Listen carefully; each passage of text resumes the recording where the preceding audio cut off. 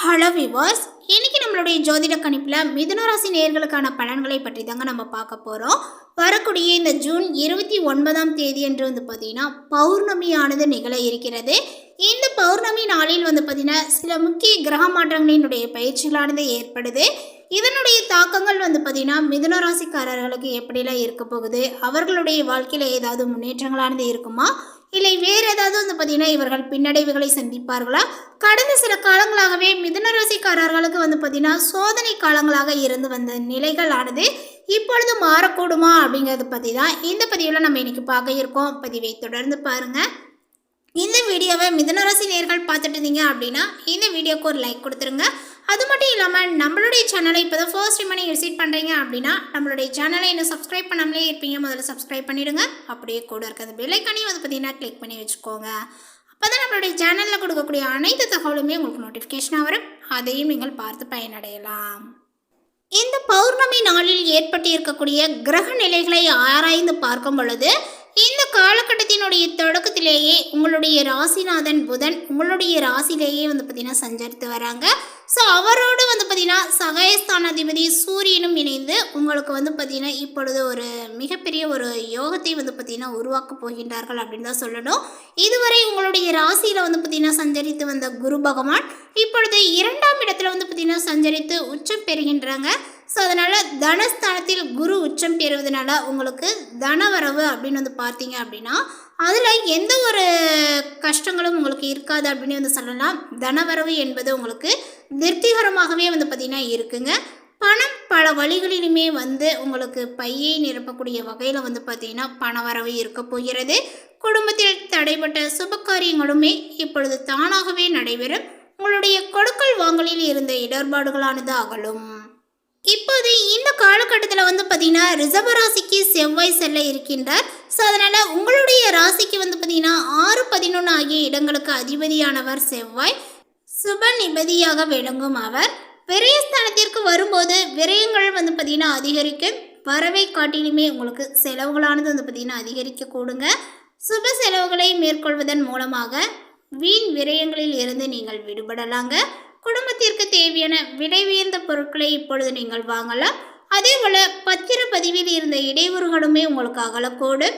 உத்தியோகத்தில் உள்ளவர்களுக்கு கடினமான ஒரு நேரங்கள், இது சோதனை காலங்கள் என்று கூட சொல்லலாம். உயர் அதிகாரிகள் பார்த்தீங்கன்னா உங்களுக்கு நிறையவே பணிச்சுமையை பார்த்தீங்கன்னா அதிகமாக கொடுப்பார்கள். அதேபோல் பார்த்தீங்கன்னா இப்பொழுது தசாபுத்தியினுடைய பலமினுடைய காரணமாக உங்களுக்கு தசாபதி பலம் பார்த்தீங்கன்னா இழந்தவர்களுக்கு உத்தியோகத்தில் இருந்து விலகி செல்லக்கூடிய ஒரு சூழல்களானது உருவாகும். சிம்ம ராசிக்கு சுக்கிரன் செல்கிறார். உங்களுடைய ராசிக்கு பஞ்சம விரையாதிபதியானவர் சுக்கிரன். அவர் சகாயஸ்தானத்திற்கு வரும்போது பிள்ளைகளினுடைய கல்யாண கனவுகளை நினைவாக்க ஒரு பெரும் தொகையை செலவிடுவீர்கள். குறிப்பாக பிள்ளைகளினுடைய மேற்படிப்பிற்காகவோ வெளிநாடு சென்று பணிபுரிவதற்காகவோ நீங்கள் செய்யக்கூடிய புது முயற்சியில் வெற்றிகளானது கிடைக்குங்க. பூர்வீக சொத்துக்களை பார்த்தீங்கன்னா பாக பிரிவினை செய்து கொண்டு உங்களுக்கு கிடைத்த பங்கில் என்ன செய்யலாம் என்று யோசிப்பீர்கள். சகோதர வர்த்தகத்தினரினுடைய ஆதரவு மிகவுமே உங்களுக்கு திருப்தியை கொடுக்கும். அதிக பயணங்களினுடைய விளைவாகவே உங்களுக்கு ஆரோக்கிய தொல்லைகள் உண்டு. அதே போல் மீன ராசியில் சஞ்சரிக்கக்கூடிய சனி வக்ரம் பெறுகின்றார். அதனால் உங்களுடைய ராசிக்கு அஷ்டமாதிபதி மற்றும் பாக்கிய அதிபதியான அவர் தனது வக்ர காலத்தில் பார்த்தீங்கன்னா நன்மைகளை தொடர்ந்து செய்தாலும் ஒரு சில சமயங்களில் பார்த்தீங்கன்னா உங்களுக்கு இனம் புரியாத கவலைக்கு ஆட்படுத்துவார்கள். ஸோ இந்த ஒரு விஷயங்கள்லாம் பார்த்தீங்கன்னா நீங்கள் மனதில் வைத்து எந்த ஒரு விஷயத்தையுமே பார்த்தீங்கன்னா செய்து வர வேண்டும். குரு பகவான் வீட்டில் பார்த்தீங்கன்னா குரு பகவானினுடைய வீட்டில் இப்பொழுது சனி பகவான் சஞ்சரிப்பதனால குருவினுடைய பார்வை அவர்கள் மீது பார்த்தீங்கன்னா பதிகிறது. எனவே பெரிய அளவில் பாதிப்புகள் உங்களுக்கு ஏற்படாது. சனியினுடைய பார்வையானது 4, 7, 12 ஆகிய 3 இடங்களில் பார்த்தீங்கன்னா பதிகிறது. இதனால் உங்களுடைய தாயினுடைய உடல் நலங்கள் பார்த்தீங்கன்னா சீராகுங்க. இடம் வாங்குவது பற்றிய சிந்தனைகள் உங்களுக்கு அதிகரிக்க தொடங்கும். அதேபோல் கட்டிய வீடு பாதியில் நின்றுவிட்டதே என்ற ஒரு கவலைகள் இனி மாறக்கூடியும் அப்படின்னு சொல்லலாம். உங்களுக்கே பார்த்தீங்கன்னா அது மாறக்கூடிய அமைப்புகள் தெரியும்.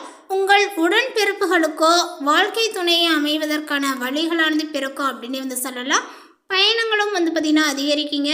புகழ்பெற்ற ஆலயங்களுக்கு சென்று வழிபட்டு வர வேண்டும் என்ற ஒரு ஆசைகள் உங்களுக்கு நிறைவேறும். உத்தியோகத்தில் இடமாற்றங்களும் வந்து பார்த்திங்கன்னா இப்பொழுது உறுதியாகும் அப்படின்னே வந்து சொல்லலாம். பொது வாழ்வில் உள்ளவர்களுக்கு வந்து பார்த்திங்கன்னா பொறுப்புகள் வந்து அதிகரிக்குங்க. வியாபாரம் மற்றும் தொழில் செய்யக்கூடியவர்களுக்கு இப்பொழுது வருமானங்கள் மிக திருப்தியாக அமையும். உத்தியோகத்தில் உள்ளவர்களுக்கு தாமதப்பட்ட பதவிகள் தடையின்றி கிடைக்கும் அப்படின்னு தாங்க சொல்லணும். கலைஞர்களினுடைய ஒப்பந்தங்களுமே இப்பொழுது வந்து சேருங்க. மாணவ மாணவிகளுக்கு கல்வியில் இருந்த குழப்பங்களானது அகலும். பெண்களுக்கு விலை உயர்ந்த பொருட்கள் வாங்கக்கூடிய யோகங்கள் உண்டு. வீட்டில் உள்ளவர்கள் உங்களுடைய குணங்களை அறிந்து நடந்து கொள்வர். மேலுமே இந்த காலகட்டங்களில் உறவினர்களுடன் தகராறுகள் வைத்துக்கொள்ளாமல் இருப்பது நல்லது. தேவையில்லாத பிரச்சனைகளில் சிக்குவதை தவிர்ப்பது நல்லதுங்க. அதேபோல் இந்த காலகட்டத்தில் உங்களுக்கு நிறைய யோகங்களானது கிடைக்கும். எல்லா விஷயத்திலுமே ஏற்றங்களானது கிடைக்குங்க. மேலதிகாரிகள் சக ஊழியர்களினுடைய விஷயத்தில் கவனமாக இருப்பது மேன்மையை கொடுக்கும். சட்டத்திற்கு புறம்பானவர்களுடன் பழகுவதை தவிர்ப்பது நல்லது, தவிர்த்து கொள்வது ரொம்ப ரொம்ப நல்லது அப்படின்னு தான் சொல்லணும். அதேபோல் உங்களுடைய ஆவணங்களில் வந்து பார்த்திங்கன்னா கையெழுத்து போடுவதற்கு முன்பாக ஒரு முறைக்கு இருமுறை வந்து பார்த்திங்கன்னா படித்து பார்த்து விட்டு போடுவது தாங்க நல்லது.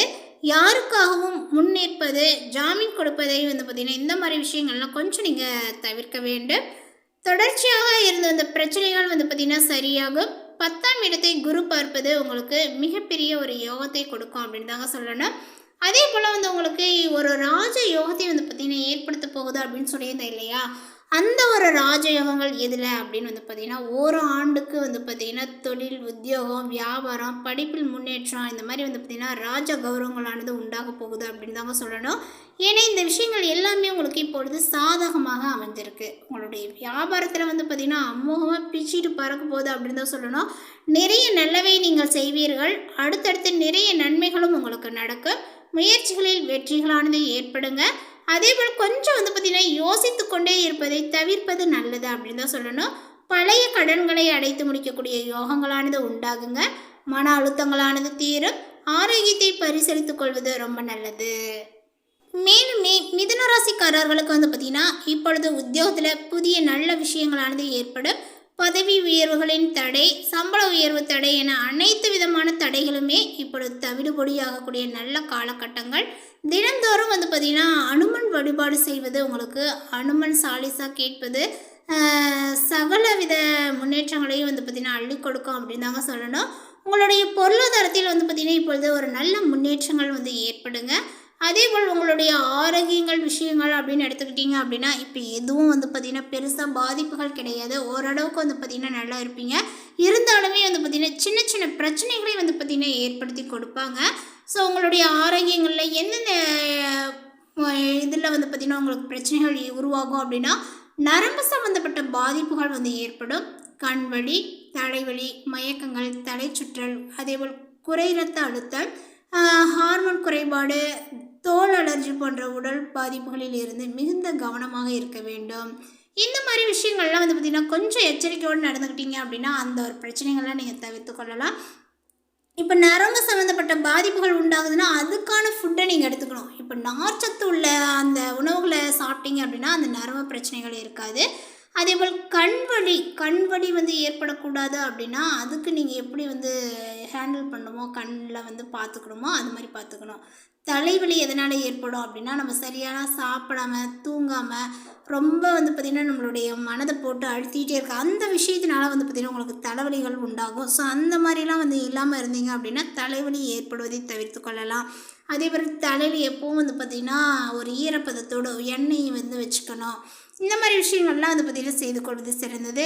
மயக்கம் ஏற்படக்கூடாது அப்படின்னா ஆயில் ஃபுட்லாம் வந்து பார்த்திங்கன்னா எடுத்துக்காதீங்க. ஒரு சில விஷயங்கள்லாம் வந்து பார்த்திங்கன்னா நீங்கள் தவிர்த்துக்கணும். கடையில் சாப்பிடுவதை தவிர்த்துக்கோங்க. இந்த மாதிரி விஷயங்கள்லாம் பண்ணும்போது உங்களுக்கு வந்து பார்த்திங்கன்னா இதெல்லாம் வந்து நடக்காமல் தவிர்த்து கொள்ளலாம். குறைந்த ரத்த அழுத்தம் இருக்கக்கூடியவர்கள் வந்து பார்த்திங்கன்னா ரத்தம் வந்து நம்மளுடைய உடம்புல வந்து போதுமான அளவு இருப்பதற்கான ஒரு உணவு முறைகளை நீங்கள் எடுத்துக்கணுங்க. தோல் அலர்ஜி போன்ற உடல் பாதிப்புகளில் மிகுந்த கவனமாக அந்த ஒரு விஷயத்தில் வந்து பார்த்திங்கன்னா கவனத்தோடு இருக்கணும். ஏன்னா தோல் அலர்ஜி அப்படிங்கிறது ரொம்ப கஷ்டமான ஒரு விஷயம். ஸோ இந்த அலர்ஜிலாம் வராமல் இருக்கணும் அப்படின்னா அதுக்கு எப்படி உணவு முறைகளை எடுத்துக்கணுமோ அந்த மாதிரி எடுத்துக்கிறது தான் சிறந்ததுங்க. ஸோ இப்படி நம்ம பாதுகாப்பாக நம்மளுடைய உடல் ஆரோக்கியத்தை வச்சுக்கிட்டோம் அப்படின்னா ஆரோக்கியமான குளிர்ந்த உணவுகளை சாப்பிடுவது ரொம்ப சிறந்தது. இந்த மாதிரி ஜூஸு, பழ ஐட்டங்கள் இந்த மாதிரி சாப்பிட்டீங்க அப்படின்னா அந்த மாதிரி பிரச்சனைகள்லாம் உங்களுக்கு உருவாகாது. ஸோ இந்த மாதிரி விஷயங்களை நீங்கள் கடைபிடிச்சிங்க அப்படின்னா உங்களுடைய ஆரோக்கியங்கள் நன்றாக இருக்கும். ஸோ ஆரோக்கியங்கள் நன்றாக இருந்தால் தான் நம்மளுடைய வாழ்க்கையில் வந்து பார்த்திங்கன்னா எந்த ஒரு எல்லைக்குமே வந்து பார்த்திங்கன்னா நம்ம போக முடியும்.